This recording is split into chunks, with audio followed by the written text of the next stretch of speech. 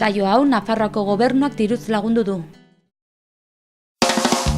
Jaitsi zaitez palkutik momentutxo batez, tartu lekuan elakunen artean. Begira iguzu denoi zuzen begitara, azalpen ugari zor dizkiguzuta.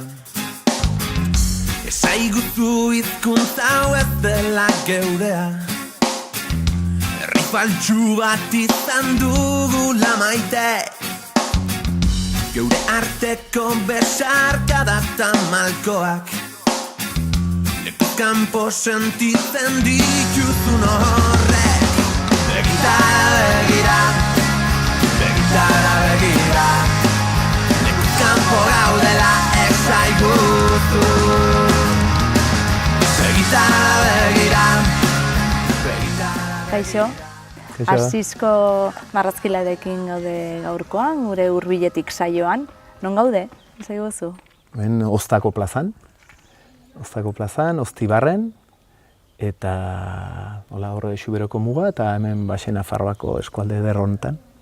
Eskerrik asko zure etxera gonbidatzeagatik. Esaiguzu, zuk zeuk nola aurkeztuko zenuke zure burua, nor da Asisko?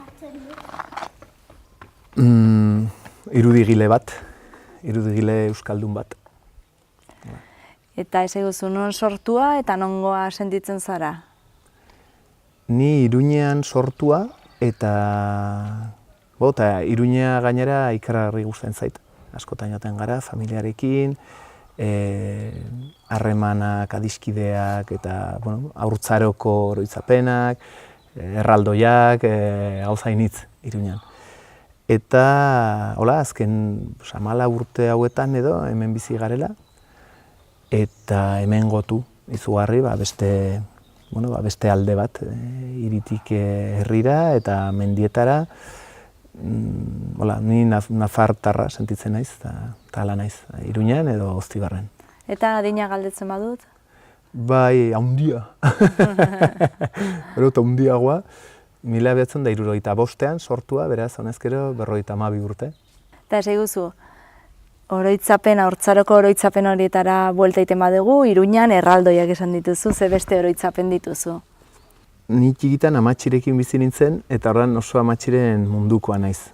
Etxean 6 anai-arreba ginen, eta momentu batez, ni amatxiren etxean depositatu naute, eta amatxirekin haren aizpa bizi zen, eta horien adiskideak. Horren, amatxien mundua niri beti haunitz interesatu izan zait.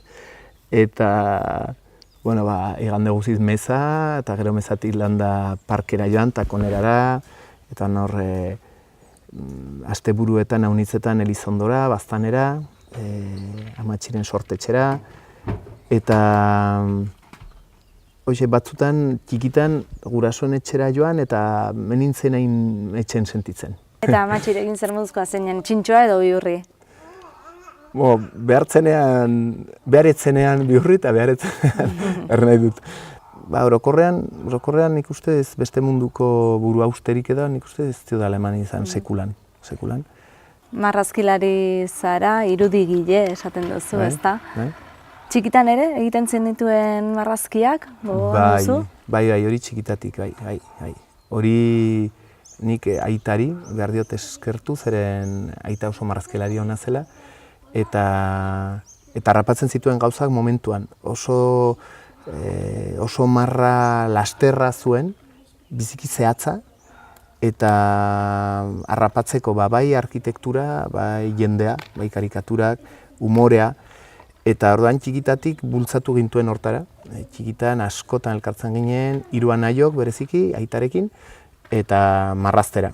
Nork irabazten zuenak eramaten zuen 5 duro, gare hartako sosatara, eta txikitatik, nik betitik uste dut nire burua marrazten, aitarekin eta anaiekin bereziki. Eta orduan pentsa zenezaken zure lanbide izango zela? Ez, Ez, nik txikitatik aur guzie bezala oso gauza posibilistak ikusten nituen. Zoologo izanen nintzela, eta horren mundua barna ibiliko nintzela aberea salbaiak eta ikertzen, eta osolako gauza egiazki batere bete ez dena, ez zenuen batere uste, egia momentu hortan trebatzen nahi nintzena, izanen ote zen noizbaitenetako ogi bidea eta ene familiarentzako ere bai. Frankismo garaian jaioa, ez da? Horretaz, oroitzapenik duzu eskola garaietan edo agian txiki zinen? Ez oroitzen naiz, ni 10 urte nituen Franco hiltzenerako. Orduan, amatxiren ideologia politikoaren barnean ere, ni ere oso frankista nintzen. Amatxi ez dakit frankista zen ala ez, bakizu Euskal Etxetan ez baita dena kontatzen sekulan, eta bai gauza nola ez galarazteko aurrak eta hola, zenbat ate izten dizkiguten txikitatik ez. Baina ez, ni bai horitzen nintzela ere bai arrasongi Franco hiltzelarik eta eskolara gabe egon ginela, eta gero eferbeszentzia politika hura urte haietakoak, eta pegata gora, eta manifak, eta gaineratekoak, oso ongi horitzen naiz, ate asko ireki zirela, eta komikiak erasi zirela beste maneako komiki batzuk, 10 urtetan pentsaba komiki eta erdi pornoak zirenak, eta ordura arte debekatuak zeudenak hasiak zirela, eta gauza pila bat, bai, irekitze ikaragarri handi bat, eta deskubritze bat. Euskaldunan txikitatik? Ez, hori nik asmatu izan dut geroztik, bakizu norberak egiten duela bere personaia berreraiki, eta asmatu izan dut amatxirekin euskaraz egiten nuela eta hola, ez da egia. Gure familian transmisioa hautsi zen, eta berriz, erran bezala ni amatxirekin biziz, eta poliki joan nintzen, rekuperatzen zerbait. Eta orduan noiz eta nola ikasi zenuen euskeraz? Nik uste dena bezala adolescentzian eta urratzen bat egin, eta gero berriz ere abandonatu. Eta gero nik uste 18 urteetan edola. Jasi egiazki zerbait, gabezi bat banuela egiazki. Eta orduan urratz bat egin, eta euskaltegira joan, eta ikasten. Eta beste bide bat ireki zitzaidan. Eta beste bide iniziatiko bat, eta beste bide, nire ustez, nire burua osatzeko.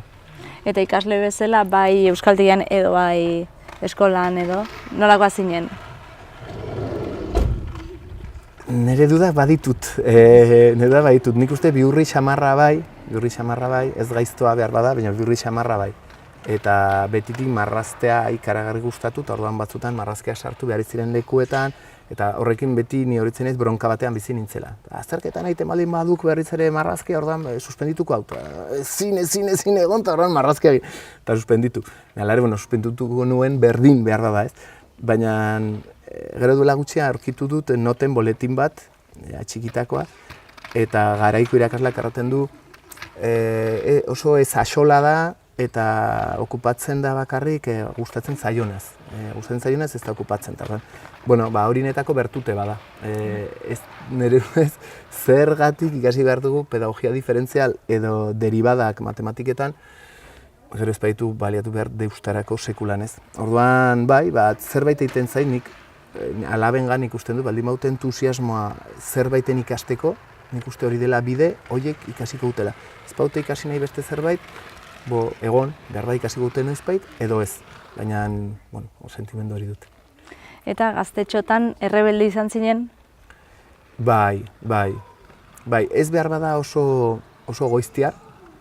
Ez oso goiztiar, ni, garai hartako mutiko gehienak bezala, segurazki pitu Finlandian bizi nintzen, eta alakotean neskak ikusi nola dizen handitzen, eta beste gauza batu interesatzen, eta zer da hori. Eta usaitzen genuen, potxokiekin, eta komiki, eta historiaz.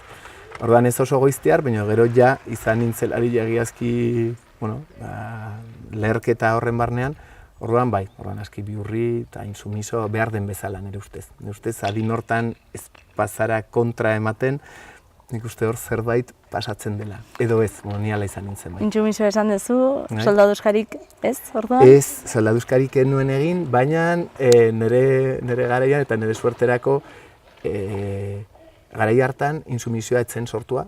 Garai hartan zertzen zerbitzu soziala egin behar zela. Eta hura ere nuen hain ongi ikusten, muztakit. Eta orduan saiatu nintzen, irtenbide personala, eguneko egun saiatu nintzen, eta lehenbizikoa alegatu nuen zerbait lepoan banuela, ez dakit zer, Burgosera bidali ninduten, Burgosetik etxera berriz ere, ez, apto nintzela. Orduan zerbait asmatu behar nuela, eta orduan asmatu nuen, depresioa banituela, eta nire buruaz beste egiteko beharra banuela, eta zaizer, eta horrek nola beti beldurtzen zituen asko, azkenean libratu egin nintzen. Gero, nik uste pentsatzen dut, ez dakit, ni aktore honen nintzelako, edo gehiago behar bada, gure aita zenak mugituko tezuen hor zerbait, ariren bat ejertzituan, zeren, azkenean libratu egin nintzen, eta oso kontent. Pixkatxo bat gehiago hasi eta orduan ikasketak aukeratu, lanean hasi, zer egintzen nuen? Ikasketak aukeratu nituen, ja ze ikasketekin izorratzen alnuen gehiago baita, garai hartan, ez, pixkat, kontra, arras, fight the power eta orduan, gure aitek nahi baitzituen, nik ikasnitzan ez aizen bat karrera diferente ez. Eta orduan nik enuen karrera egin nahi, orduan selektibitatea nahita edo nahi gabe enuen gainditu. Eta orduan ze aukera nuen, magisteritza bezalako karrera labur batean eta hola sartzeko. Gero magisteritzan sartu, eta hango salsa unizetan sartu barnean, baina gero hartu ere nola interes pitorik ere hortan, eta utzi egin nuen. Eta orduan horretzen naiz, horri izan nuela olako krisi bat, hogeita bat urte, 22, 21 edo bat, 20. Eta utzi baina zeri heldu. Eta orduan nik uste momentu hartan Euskarak beste behin nik uste salbatu egin ninduela, zen hor sartu nintzen gero eta gehiago barnetegietan eta alakoetan. Eta ja ikasketa arreglatu horiek eta ja betirako abandonatu. Eta geroztik, ibili zanez ja lanean, marrazki egintza, marrazkiak egin, hasi publikatzen, horrek ekarri beste zerbait, eta geroztik naiz gelditu. Zeure palkukidek entzun ez dezaten, izkurtu eta saidatu belarrita. Bizirik dela zalduzun ikusten, neure hartan neure lagunen herria. Zoritxarrez badakit kalderen kantu hau, entzungo duen azkena zeuzarela. Beraz amestuko dut kalean topatu, taunako hau jukatuko dizuda. Asisko eta hemen gaude orain oso leku kreatiboan, ez da, liburu zinguratu da, dena margotu da, zeiten dezuzuk hemen? Udan plazer bat izaten da, leihoak zabaldu, kanpoko uraren eta soinua entzun, hor baita menditik heldu den iturri bat, eta hor putzu txipi bat egina, arbolak, historio, batzutan kurriloak edo usoak, eta honetako kreatzeko leku bat, hau bezalako nik ez dut ezagutzen. Eta gero alabentzako lekua ere bai, eskulanak, komikiak hor, eta batzutan ere, afaria, bazkariak, zer nahi. Zure ibilbide profesionalaz hitz egingo dugu orain, baina nola da hemen eseritzea lan kreatibo hori egitea? Ziten duzu, etorri eta eseri eta lan egin, edo inspirazioa etortzea itxin beharra dago, nola da hori? Beti erraten da, inspirazioa dela gutxi gora bera 180 transpirazioa. Eta gero okurrentziaren bat, baina landu egin behar da, hori dudari gabe. Nola lantzen den inspirazioa? Bidadorzenak erraten zuena, batzutan inspirazioa etortzen zaio, gidatzen nahi dela ikastolateko bidean aurrak ekartzera, eta orduan hor eskura ez izan edo ezin apuntatu, eta askotan gauza horiek joan egiten dira burutik ez. Niretako inspirazio ariketa izaten da ibiltzea, ateratzea hemendik, gainera hemen bizitzaren beste abantail bada, 2 metro egin eta hor zaudea leku zoragarri batean. Orduan, ibiliz askotan etortzen dire ideiak. Orduan, alakoetan nik eramaten du beti paper mutxur bat, arkatze txiki bat, eta horren ideiak apuntatu. Gero batzutan etxera sartuta, zertzen hau. Hori ere joan da. Baina, eta gero bai, hona etorri, aldela jaideia eginik. Bestela, ariketa bat oso ona da, horri pila bat, tipo zirriborro, horri zikina, merkeak, handiak eta birziklata bestaldekoak, eta hasi marrazten, ja ze ateratzen den. Talakotan ere bai, garunaren parteren batek egiten ditu, bere lanak zuk espero ez dituzunak. Eta orduan hasierak inspirazio hori hasi zenean etortzen, geratu gara ikasketak egiten zeundela, ez da, magisteritza. Nola hasi zinen marrazketa lanak egiten? Nik uste betitik egin izan dudala. Ni oroitzen naizeneraino beti marrazketan ibili izan naiz. Giro oso aproposa izan baitugu etxan. Aita zena, izugarri marrazkilari ona zen. Egiazki nik uste dedikatzen ahalko zen hortara, baina biziak beste nonbaitetik eraman zuen. Eta nik berriz, hortatik atera dut bizibidea. Ateratzen dut oraindik ere, agian luzaz. Eta nik uste hori magisteritzan ezautu nuela Bernardo Bergara, oraiko egunean Espainiako zaizen edabidetan ari den, komiki egintzan, baina kontziditu genuen, bera momentu hartan Joaquin Resanoren eskolan ibilia, eta orduan Bernardo Bergara hau ondoko belaunaldikoa zen, pasatua zen eskola horretatik, elkar ezautu genuen, eta egin genuen proiektu bat elkarrekin. Eta azkenean hartu gintuzten, baina nonbait hartua zuten ura bera bakarrik. Ni utzi ninduen kanpoan, eta baina Bernardo bian hartan egin diauk. Orduan, berak bere bidetxoa egin zuen, orduan hori deskubritu nuen, elkarkidetzak ez direla beti ongi ateratzen. Eta hala ere, nik nire burua presentatu nuen Iruñeko udaletxeak antolatzen zuen lehiaketa batera. Eta irabazi. Horrengatik beti erraten dut lehiaketa publikoak eta diru publikoa bideratzea lehiaketetara oso gauza ona dela. Ez ezagunak ezagutarazteko eta jendearen ibilbide profesionalari hasiera emateko. Diputazioan ere izan zen beste sari bat irabazi, eta gero nire karpeta xume txipiarekin hasi nintzen ate joka. Hemenka, gari hartan ez baitzen internet eta hori guztia, eta horren karpeta txikia, eta postaz bidali, edo argitaletxez joan, eta kaskas. Pixkatxo bat aurrerago, 1988an apartheid sortu zenuten, ez da? Nola sortu zen ideia hori? Lehenbiziko sariari esker elkarrizketa egin zidaten, Ainguru Epaltzak egin ziren, momentu hartan Nafarroa Gaurren ari baitzen, Navarra Hoi egunkarian, eta orduan arek proposatu zidan aste guziz egitea zinta bat. Eta horrasi nintzen ere bai, eta bar. Baina bai Nafarroa Gaur hartan, eta baita beste edabide batzuetan, normal den bezala edo usaian bezala, zentsura kasu batzuk pasatu ziren. Hau ezin dugu publikatu edo dena delakoa ez. Orduan, norbera ohartzen dalakoetan edo bat bederak egiten du bere proiektua, edo beste nagusi baten dako lanean, beti nagusiak manatuko du, zerbait zerrez. Beraz, hoiek utzi gabe, zen hoietatik eta ateratzen baita ogibidea, aplikatu genuen punkaren filosofia. Egintzak zerorrek, edo egintzan zerorrek. Eta hola hasi ginen, garai hartan internet ez zegoen garai hartan ez bai, fotokopien bidez egiten genituen fanzineak, grapatu, banatu tabernetan, garai hartan ni izugarri kontent nago, zen garaiura ezautu baitut, taberna batera joan, eta hortzen 12 bat fanzine diferente, katxiak eta dirua biltzeko, eta bazen olako ostatuetako, tabernetako mugimendu bat, ez kultur mugimendu bat, edo kontrakultura nahi bada. Eta gainera, umorea aitzakizelarik gai asko jorratu zen dituzten, ez da? Dirudi batzutan umore hori aitzakitzat hartuz erresagoa dela, ez da? Gauza batzuk esatea edo. Bai, edo bestela errateko, niretako umorea terapeutikoa da. Eguneroko bizitzari aurre egiteko, umore dosi handi bat ezpanu, ez dakit nola gaindituko nuken egunez egunekoa.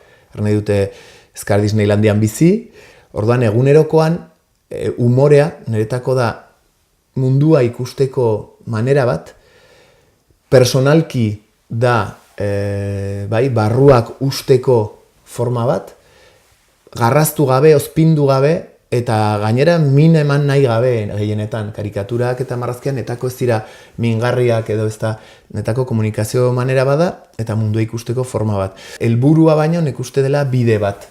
Netako da zerbait erratea eta gainera umorea, albaldin bada umore finaz hobeki. Eta gainera esan dezakegu ez dela bakarrik marrazkilari. Zertxobait historialari bazara. Bai, historia oso gogoko duzu. Bai. Historia oso gogoko dut, baina behar da dena joaten da helburu berera, ez? Erran nahi dut, nik manera batez obestez politika egiten dut komikiaren bidez eta umorearen bidez. Hori zan horrengo galdera, politikaren inguruan, beraz, oso ondo. Niretako politika dena da, erran nahi dut jendeak erraten dolarik, fiesta sí, politika no. Festak ere politika da, netako politika da zergatik osasunak ez duen jokatzen Frantziako txapelketan, eta zergatik Abiron Baionezen ez duen jokatzen Espainiako errege kopan. Politika da garbantzuen prezioa, politika da, dena da politika. Baina netako, politika egiteko manera bat, eta politikaren ikaragarri importantea da historia. Churchill, Inglaterrako lehen ministroak eta errana zuen, espanu historia gogoko enintzen politikari izanen, holako zerbait. Eta gero batzu erratote, eske politika barkatu, historia, historia ez da, historia rollo bada, historizismoa gainera da oso gauza iruzurtia, ez aizer, baina, denontzako. Hori sarren handiak errana du, eta ikaragarri gustatzen zait, berak hartzen du, historia importantea dela. Bestela botereak zergatik baliatzen dain beste indar historia ezabatzen. Eta gure historia ezabatzeko. Ez dut oso urrunera jo behar, ohartzeko, euskara nola tratatu izan den gure etxetan, gure sukaldetan, ze sumisio transmititu eguten, zema gauzaztizk eguten kontatu. Eta hori guri, baina gure gurasoei, gure gurasoei, eta gure aitak egin behar izan zuen sumisioa zera bati, idatziz eta erregimen bati, eta haren aitak ere bai, eta haren aitaren aitak ere bai, manera batez edo bestez. Orduan, historia nahiko nuke igual 0. urtean izan, nio ezkara, 0. urtera iristeko, nik uste oso presente izan behar dugula, badula argudio historiko bat ere errateko ezkarela Disneylandian bizi. Euskararen inguruan hitz egin duzu orain, zure liburuan, Mantxut liburuan, bai? Euskararen hainbat esamolde eta landu zenuten, eta euskara bizi bat nahi zenutela, esaten zenuen, zuk ze harreman daukazu euskararekin gaur egun? Bere momentu hortan Mantxut bilduma egin genuen, eta oso bilduma bizia izan zen, zenezken guk asmatu inundik ere, eta populuari erran, hau behar da erran, eta hola ez. Ez asko ibili ginen garai hartan institutuetan, kulturretxetan, gaztetxetan, hitzaldiak ematen. Eta beti itzultzen ginen etxera aportazioren batekin. Zen askotan, esamoldeak izaten dira metafora bisualak. Gero, imagen hori hitzetan emana, eta hola sortzen dire lokuzioak ez. Eta ez pasatzen zaigu euskararekin, hainbeste erosioaren ondotik, esamolde batzu gelditu zaizkigula, fosilduak bezala, baina esamolde horri ez diogu irudia ematen. Eta harratan gulari kanpaia gari batean oso potentea zena, kanpaia jotzea, zer da, hitzezi zerbikatzen du, baina ikusi gabe. Horran guk egin nahi genuen, euskararekin beste harreman bat planteatu. Jostaria, ez beti arau eta komendio eta kaguendio hau ongiote dago, beti etorriko zaizu norbai goizeko 3etan taberna batean erratera, ez da horrela esaten! Mesedez, hain naiz moskortzen hemen eta ligatzen saiatzen, ordan ez etorri orain. Ez da beti arau, gramatikal, zorrotzen artetik pasatu behar. Eta zuri noizbait proposatu aldizute edo norbait esan aldizu. Eta hau erderaz ingo bazenu? Bai, betitik. Eta zure erantzuna? Erantzuna, Xamarri kopiatu nion aspaldi, Juan Carlos Etxegoieni kopiatu nion aspaldi, eta, pero está en vasco, bai, eta zergatik?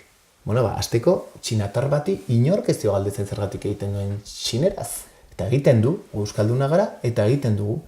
Urrango galdera izaten zen, ya, pero si lo harías en castellano, lo entendería mucho más gente.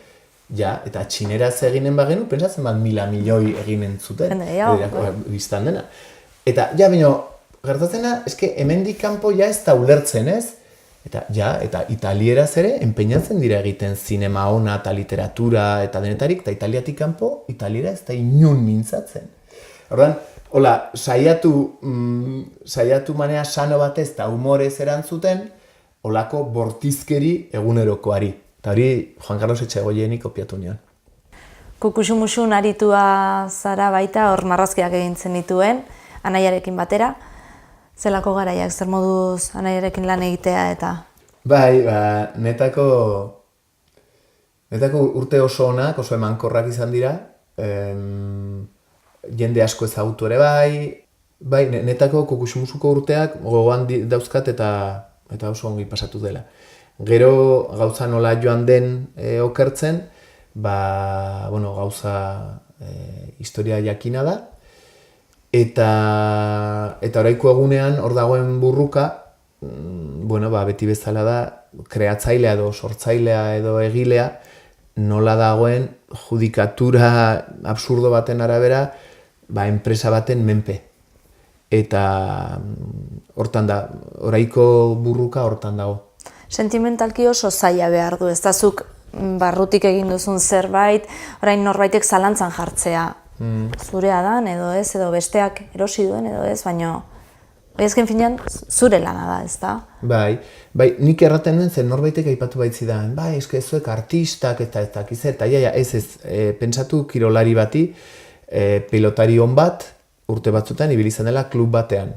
Bukatu du kontratua, zorrak eta kontratua eta kitatu du behar den guztia, eta pastu da beste klub batera. Baina orain, lehengo klubak debekatzen dio lehengo estiloarekin segitzea. Hori ez da posible, marrazki egintzen posible da. Guk saldu ditugu gure marrazkiak erabiltzeko eskubideak, baina ez du gure eskua saldu, ez du gure estiloa saldu, ez ditu gure personaiak saldu, gureak dira. Oin berriz, beste parteak kukuxumusuk baliatzen ahal ditu, eta guk nonbait ez ditugu erabiltzen ahal. Duela pare bat urte liburu nahiko pertsonal batean edo parte hartu zenuen, nolabait? Ze liburu izan zen eta nori buruz? Aspaldiko ideia zen eta anaia Mikelek ukan zuen aspaldi, izan zen gure aita ezagutu dugu, baina oso azaletik, hilda, eta beti oihartzuna baditugu, eta pusketan, puzle osatu gabe bat bezala nor izan zen, eta aldi berean ohartzen gara norbait izan dela, eta orduan hasi ginen ja nork egiten altzuen biografia tajuzko bat. Jose Miel Bidador zenari eskatu zitzaion, egin baitzuen artikulat oso polita, ezin izan zuen, eta horre gelditu ginen ere ez jakin zer nola. Eta halako batean, Roldan Jimeno, nik adiskide handia dut, baina banekien beste salsa batzutan ibilkizela eta uste nuen etzela batere bere espezialidadeko ez garaia, ez deus, ez behar da bere interesekorik izanen zenik. Eta halako batean ona etorri zen oztara, hemen gauza importantenak hemen oztan sortu baitira, eta halako batean hortaz hartaz aipatu nion proiektua, eta nire harridurarako berak hartu zuen sekulako interesarekin. Eta gaina hasi agenda zeratzen eta pentsatu, gauza bukatu behar zituela, baina 15erako bukatzen halko zela, gura baitzen mendeurrena, gure aitaren sortze datarena. Orduan abiatu ginen, familiaren partetik eman geneukan guztia, baina Roldanek dituen bertutetako bat da, jakin izan duela paper zar guztietan arakatzen, jendearen gana joaten ere baita lekukutasun ikaragarriak, harrigarriak, guretako sekulako edirentzak eta izan direnak. Ikaragarria izan da. Orduan Pamielak lehenbizi momentutik onartu zuen erronka bai aterako zuela, baina nik nire baitan sentitzen nuen gauza bat, zen nola ateratzen alda Miguel Javier Urmenetaren inguruan liburu bat erdaraz. Bera hain euskaltzale izan eta hainbeste lan eginik euskararen alde, eta orduan erronka bat bezala, olako erronketan, nola batzutan adarrak apurtzen ditugu, pues erronka bat hartu nuen, baiez, neuk eginen nuela itzuli. Orduan, erronka gainditua izan da, ez dut erranen cum laude edo ez dut erranen atera izan da euskaraz, euskara nik uste duin batez, Kepa Altonaga ibili da teksto guziak horrazten, Kepa Altonaga eta beste adiskide batzuk, Kepa Altonaganetako garantia bada. Eta alare hor liburu horretan eman zen, gauza pare bat, lehenbizikoa, liburu hartzen baldin bada erdarazkoa da olako mamotreto bat, eta euskarazkoa, mamotreto 3 laurdena olako zerbait. Gau pasa horietan zertxo bait bidean, ez da? Tekstuak Roldanenak denak itzuli ditut, gero apendize bat zegoen aita zenak idatzitako kapitulo batzuk oso politikoa, bere biografiakoak, naiz denak itzultzera iritsi, hori kalte, eta gero azkenik oharrak, nolarran, historialari baten dako, oharrak oso importantea dira. Halako batean, emandatu bat, eta 117, bai, diario de noticias, egun hortan, atera, tal. Ni historialari baniz, originalera joko nuke, ez itzulpen batera. Orduan, itzulpenean, Roldani konsultaturik, galdetu nion, eta oharrak entzen baldi maitiago hemen zen, egiazki, eta Roldan adorzen, Kepa Altonaga adorzen, nire ados nintzen, eta hola atera da. Orduan, hori argi gelditzeko, ez dela alako batean liburu bat merkealdian, baina bai, denbora faltagatik kapitulu bat zehatu gabe, eta gero oharrik gabe agertu dela. Zuretzat hori nolabait lan autobiografikoa izan da ere, bai, ez da, zure aita hiltzenean zu gazte zinen, orduan zuretzat zure historia ezagutzea izan da ere? Bai, dudari gabe, izan da, netako bide bat, hemengo lagun batek errantzidan, purgatua ize, liburu hori egin izi, eta bai, netako izan da, bere hiltzenean nik 21 urte, 20 urtean duzun jarrera aitarekin, eta orai dudana asko aldatu da.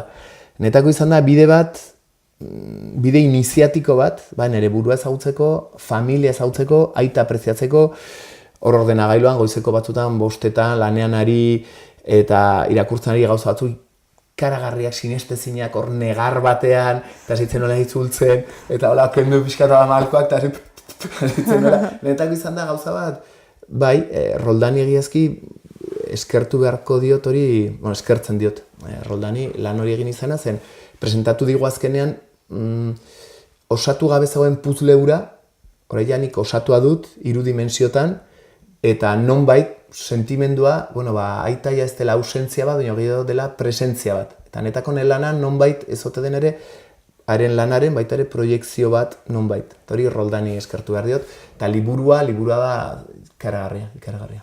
Buelta gaitezen orain marrazki laritzara, ez da? 2011an, Gartxot, zinemara eramatea erabaki zenuen. Komikia, atera genuen Iruñan, Marko Aspag Lapurtarra eta bion artean egina. Ekialdetik abiatu zen, Arturo Kampion euskaltegiak bultzatua, orduan bere ibilbidea izan zuen, bere saria ukan zuen, nazioartean eta oso konten ginen, denbora pasatu zen, talako batean produktora txiki batetik deitu gintuzten, Andoaingo produktora batetik, eta hor bi bizkaitar lanean nahi direnak, Edorta Berro eta Beña eta Juanjo Elordi, eta interesatuak zeudela zergatik ez eraman Gartxot zinemara. Horren pesa, marrazkilari batentzako hori da, ez dakit zerran ametsa baino gehiago da. Nik erran behar du Somuga produktorarekin planteatu ditudan propuesta suizida guztiak onartu izan zitzaizkidan hizkera bera.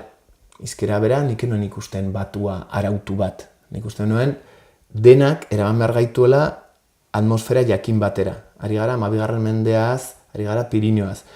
Batua bat, kaixo eta hola nik nuen ikusten. Ordan planteatu nuen, bat ere filologoa izan gabe eta izan nahi gabe ere, nola izaten ahaltzen, oso manera farsantean biztan dena ez da bat ere zientifikoa, baina ukitu bat nahi nuen emanik Pirineo eta arkaiko xamarra. Gero, aktoreak ere bai. Nik ere nuen ikusten, bakigu, herriki dugun baliabideen aldetik, ez sormenaren aldetik, eta ze aktore onak diren, gutxi, eta horren betiko abotsak ezagutzen ditugu, Goenkaleko beste ura ikusi entzun dut ezagitze. Ez, nik nuen beste zerbait. Bestetik ere, Benito Lertxundiren gana joan ginen, eta nik ikusten nuen zergatik ez Gartxoten abotsa izatea Benitorena. Benitok errantzigun ezetz, bera sobera domestikatua zegoela, ez dakiz zer, eta zergatik ez jo Michele Etxekoparren gana, hemen Irabarneko artistaren gana. Eta ideia hona egin zitzaigun, etorri ginen, eta berak onartu, bera ez da aktorea, inundik ere, kantari ona bai, musikari ona bai, bere laguntza ezinbestekoa izan da, baina ez da aktorea.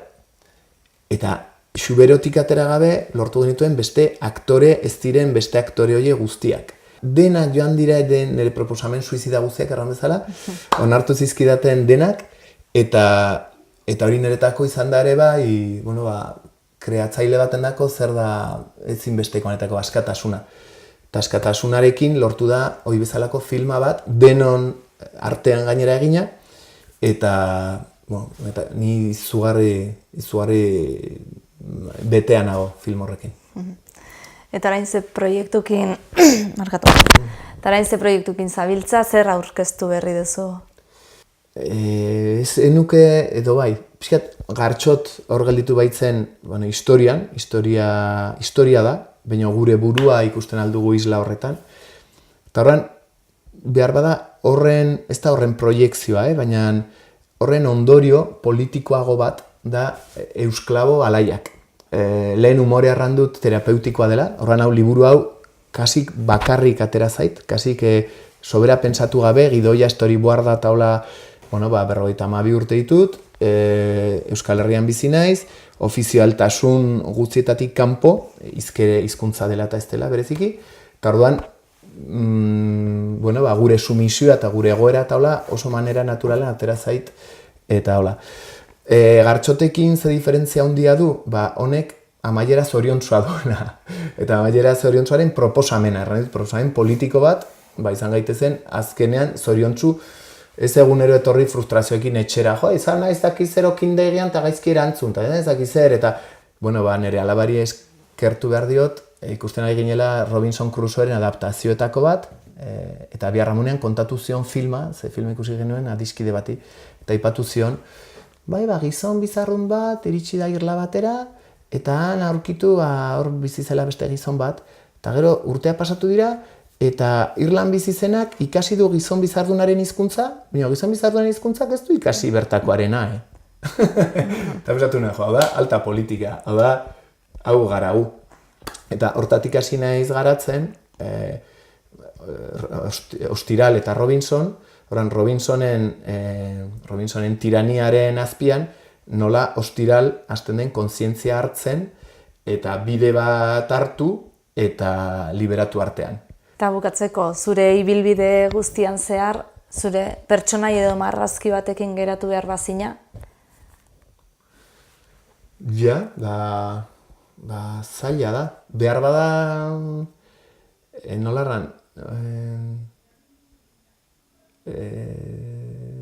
ni oso, segurazki denok, bere lanean, ni perfekzionista xamarra naiz nire lanarekiko, horrean ikusten ditut duela hilabete batzuk indako lanak, eta oso bera preziatzen. Eta duela urte batzutako, eta ari gutxiago. Horren behar da, azkena hartuko nuke, freskoena baitut, eta hori asumigarriare bai. Eta nik uste,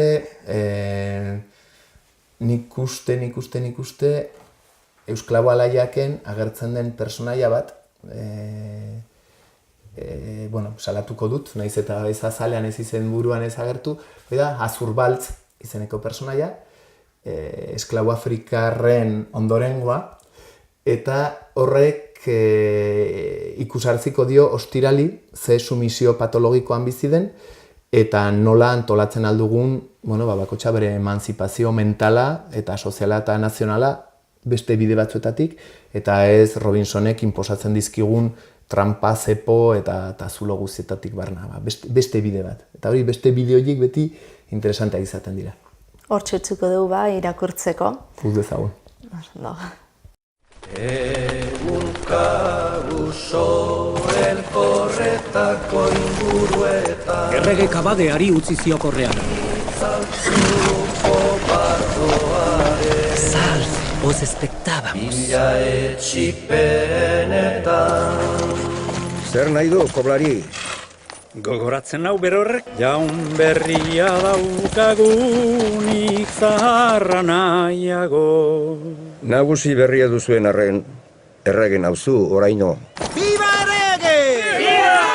Viva Gartxo! Aldaketak ez dituk denon gustuko izanen. Eta zer muki galerazten da Horreagako Uda izeneko kantua? Gure kantua debekatu! Gure arbasuak ez ditugu ohoratu behar? Frailei, ez dia xola gure iraganak. Etorkizuna, errotik moztu nahi zigutek. Izarren hautsa zua malurra gaudenen bizien baile. Kaixo Inize, eskerrik asko gurekin egoteagatik. Asiskoren bizilaguna, bikotea zara, ezta? Ez eguzu nolakoa da Asisko etxean? Ez dakit, ezagutu nuelarik niri paiaso bat iruditzen zitzaidan, eta horrek erakarri ninduen ez asko.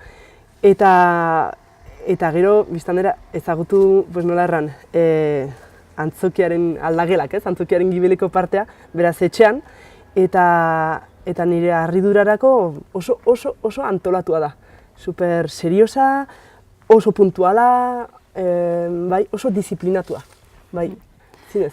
Halere, salsa guztietan egotea gustoko duela ematen du, ezta? Bai, orduan, ordutegia oso finkoa gustatzen zaio, baina, berak dioen bezala, legeak dira, gero ez errespetatzeko ere bai, hausteko, apurtzeko dira legeak ere bai.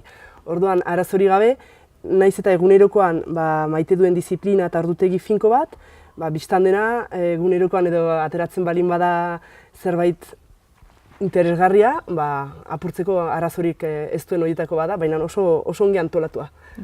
Kreatibo lanetan hasten denean, nolakoa da inspirazioa etortzen zaionean? Bai, nolaran oso lasai hartzen du, iduritzen zait. Ez da izanen, inspiratua naiz eta desagertzen naiz paisaiatik eta sartzen naiz horre leize batean eta bakartzen. Ez, segitzen du delako erritmo horrekin, disiplina horrekin, hori bai, gehiagotan irakurtzen ikusten dut, gehiagotan apuntatzen ikusten dut, eta gero ordu askoz gehiago sartzen ere bai, hori bai, bere bulegoan. Baina beti nolarran asko egiten ditugu guk etxean mini bilkurak, kasik egunero, gaurko egitaragoa zein da, ondoko egunetakoa zein da, eta agendak eskuan, eta bakoitzak egiteko ditugun gauzak edo, orduan elkarri erraten, eta horren arabera, ea dena puzle guzia osatzen aldugun edo. Eta zeuk lan artistikoa ere egiten duzu, marraztea gustoko edo?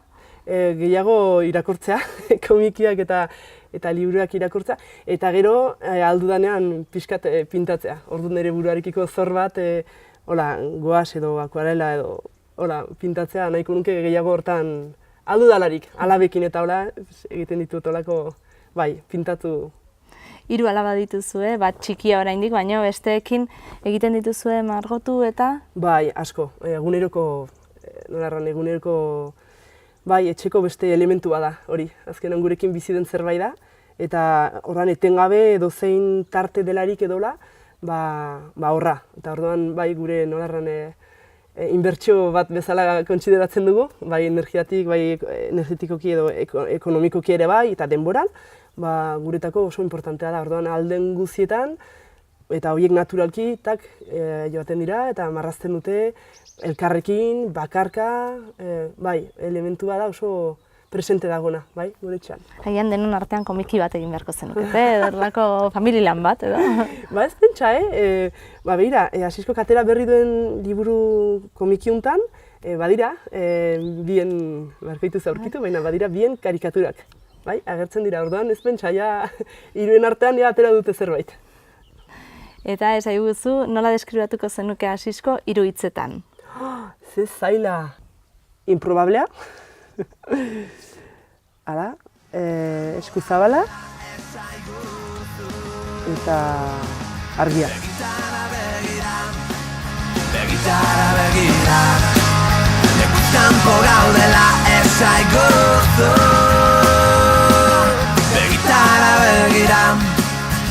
begitara begira, lekuz kanpo gaudela esaiguzu. Begitara begira, begitara begira, lekuz kanpo gaudela esaiguzu. Begitara begira. Bueno, Asisko, orain zaletasunak eta ezagutzeko. Zer duzu gustoko zure denbora librean? Ibiltzea, ustez hori lehen erran bezala, eta terapia, ariketa, eta beti mendia nola aldatzen baita, ibiltzean etako bai. Orduan lagunekin edo familiarekin bueltatxo bat emateko? Bai. Bakarkare bai, Bakarkare ezinbesteko izaten da, burua arrotzeko, ideiak ordenatzeko, bestela familiarekin, adiskideekin, zeharkaldi batzuk egin, gaua eman, mendian, biharremunean segitu, eta segitu idealanetzako. Zer dezu nahiago, hiria edo herria? Herria, dudari gabe. Netako hiria espazio deshumanizatua da. Eta naturaren gandik aldentzen garen enean, ikuste humanitatetik eta baitare aldentzen garela. Behar bada hiriak beste manera batez pentsatuko genitu, behar bada hiria erranezake, baina oraiko hiri modeloa eta herri eredua, herria. Eta orduan herri txikia edo herri handia? Etako etortzekotan herrira, herri txiki batera. Eta behar bada sobera erratea da, honetako nik ikaragarri maite dute herri txiki honetan, zeren astelena izan, igande izan, asteazken izan, ez da diferentzia sentitzen. Nik asko sufritzen nuen Iruñan egiazki igandetan. Hor, Elizako eskilak eta jendea igandez bestitu, dena itxia, garai hartan bereziki, eta hola ez. Eta berriz astelenetan, berriz ere mugimendua. Hemen berdin da, traktorra beti pasatuko da berdin gutxi gora bera leku beretik, nahiz eta igande, festa edo ez festa. Hori gustatzen zait, ez hartzea sobera ze aste egun den. Eta bidaiatzea gustoko duzu? Ba, izugarri. Eta gustoko duzun herrialderen bat eta oraindik ikusteke daukezuna? Nik bere momentuan erran nuen, gero ez du sekulan bete izan, baina ideala litzatekeela urtean behin egitea bidaia bat herri aberatsago batera eta herri pobreago batera. Ez du sekulan egin izan, baina gogoan, edo sekulako gogo nuke Madagaskarrera joateko, betidanik, bai natura, bai hango kultura, bai historioa, bai nik uste ikaragarri interesgarria dela, eskualdea ikaragarria. Eta ere gehiago hor sukaldean lata badugu, eta lata horretan sartze ditugu sosak, emeki, eta noizbait erikiko dugu ikusteko ja noraino iristen garen. Eta ezagutzen ditudanen artean, ez dakit, netako oso herri erresa alde guztietatik Uruguai. Uruguai netako da etxean egotea bezala. Herri 3 milioiko herri txipi bat, 2 inperioen artean, Euskal Herria bezalakoa, eta jendea da egiazki deskubrimendua, ze jende normala, sanoa, naturala den. Baiezkoa esango dezula postu egingo nuke, baino bizitokiak eman dezake bizipoza? Bai. Bai. Ez dakite eguneko egun, baina nik uste zenbateko handi batean, bai, dudari gabe. Nik uste oso importante dela, eta behar da ez dugu beti pentsatzen, baita ere gure bulegoa, gure lo egiteko lekua, gure etxea, gure herria, bai, hor pentsatzen bat ordu ematen dugun, egunero, eta beharko genuke nik uste, bai, abia gehiago atondu edo. Lasai eta ongi egoteko egoera bat? Lasai eta ongi egoteko egoera bat, mendian lo eginik, eta biharramunean, inor baino lehenago atzarri, kanpora atera, pixa egin, eta ikusia ber eguna nola heldu den, eta ze kara hartzen zaion eguraldiari, eta hori, momentu hori. Pelikula bat? Emak bakia, Oskar Alegriarena. Etako nik uste munduan ikusitudan peli guztien artean, segurazki lehenbizikoetarik dagoela Iruñeko gazte batek egindakoa, Emak bakia. Telesailik ikusten duzu? Oso gutxitan, egiazki ikusi dudan bakanetako bat izan dela Game of Thrones, eta oso ongi pasatu dut, ikaragarri ongi pasatu dut. Irakurtzeko liburu bat? Bat bakarra, bale. Bat bakarra, netako deskubrimendua izan da Kepa Altonaga, nik ezagutu dut Kepa Altonaga liburuen bidez, gero personalki, netako ohore bada ezagutu izana Kepa Altonaga bat, nik uste historiara pastuko den norbait dela, eta haren liburuetako edozein, behar bada, Back to Leizarraga niretako revelazioena edo. Eta musika talde bat edo abesti bat? Baita ere erranen du segurazki gauza oso minoritario bat, baina, kondenatua nago, ni gauza komertzialak gustatzen zaizkit, bretoiera eta korsikera bezala tala. Eta netako Zehar bidean izeneko diska bat, Pamiel argitaletxeak atera zuena bere garaian, eta Jose Angel Irigaraik du hor eramaten diska, nazioarteko lehen figurekin batera diska bat, harrigarria, eta ez dakit nola ez duen bide gehiago egin, edo ez duen ezagunago egin, Zehar bideak. Sukaldean trebea zara? Ez, harrikoa egiten bai, harrikoa egiten, etako horrek lasatzen hau pila bat, gainera hemen eman dugu espres lehioaren aitzinean, orduan harriko egitean ikusten dut arbaila eta basoa eta oian atala, eta ez enaiz trebea sukaldean ez. Ze leku du euskerak zure bizitzan? Tronkala, nolarran bizkarezurra. Netako hizkuntzak izatea, gure espezian izatea hizkuntza ezberdinak, netako porrot bada. Zergatik ezkaren kapable elkar ulertzeko manera bateratu batez. Baina, jake mundua zatikatua dagoen eta kultura eta hizkuntza diferentetan eta mintzo garen, nik ez dut dudarik euskara dela netako nire lan tresna, eta nire lehen gaia, eta bizitzeko Antonianak erraten zuen harentzako dela amildegi bat bezala. Erakartzen du, eta egiazki manera batzutan arriskutsu batez. Netako ala da amildegi bat da euskara eta ikaragarri. Gizartearekin konprometitu behar gara? Natura aski zaintzen aldugu? Natura, nik uste naturaren parte garela. Orduan natura ez da hor gure gandik kanpo dagoen zerbait. Eta hori da nire ustez gure lehenbiziko bekatua. Ez dugu gure burua zaintzen, lehen erran dugu non bizi garen, eta orduan karanbolaz natura ez da ongi zaindua. Nik uste lehenbiziko urratsa dela ohartzea gu naturaren parte garela, eta behar dugula gure burua behar da gehiago maitatu. Zoriontsu izateko errezeta bat? Ja, zorrik ez izatea ja zerbait da, horrek egunean zoriontsu izateko. Beste zerbait izaten alda norbaitek egindako etsaikeriren bat edola, hori behar dela, ez bakarri barkatu baino ahaztu. Zen, ustez, paranoietan eta bizitzea ez da on. Ustez, paranoiak kendu egin behar dira. Sumisio posturara beti erori gabe, baina eta komunikazioa ikaragarria handia da. Nik uste munduan diren konflikto gehiena direla komunikazio faltagatik. Eta bukatzeko Asisko 3 hitzetan. 3. Edo multiplo, 3 hitzetan. Behar bada irudigilea. Behar bada euskalduna. Eta behar bada jendea.